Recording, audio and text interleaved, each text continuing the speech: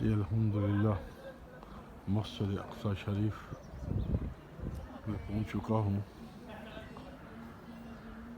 یہ اس کا بیرونی حصہ ہے.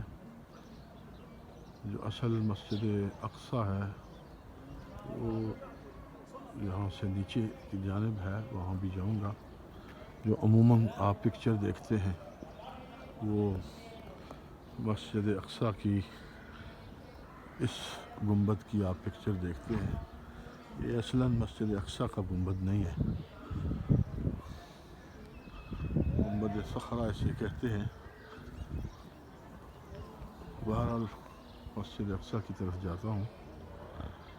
بہت خوبصورت مقام ہے، گویا کہ یہ شہر کے بالکل بیچ میں محسوس ہوتا ہے اور بلندی پہ ہے. پتھر پرانے، اس کی پرانی تعمیر ہے. انتہائی خوبصورت مقام ہے. ٹورسٹ لوگ آئے ہیں یہاں پر، لوگ زائرین ہر مختلف مقامات سے، لیکن اس طرح تعداد میں نہیں ہیں جس طرح حرمین شریفین میں ہوتے ہیں. لیکن بہرحال مسلمان یہاں پر آتے ہیں مختلف دیگر ممالک کے، بالخصوص ترکی، ملیشیا، وہاں سے، اور انگلینڈ سے بھی لوگ آتے ہیں. لیکن ابھی ان لوگوں کا توجہ یہاں پر نہیں ہے. یہاں میں آنا چاہیے. ایک چیز محسوس یہ ہوئی ہے کہ یہاں پر انگلینڈ کے مسلمانوں کو آنا چاہیے، یہاں وزٹ کریں. زیارات بھی ہیں اور دیگر مقامات پر جو آپ ہالیڈے کے لیے جاتے ہیں وہ چیزیں بھی یہاں پر محسوس ہوتی ہیں. یہ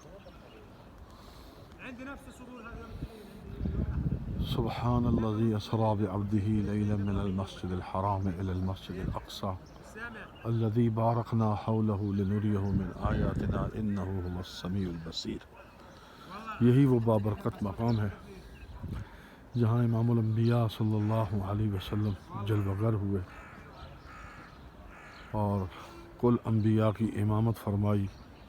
یہاں پر سے آپ نے معراج کے سفر کا آغاز کیا.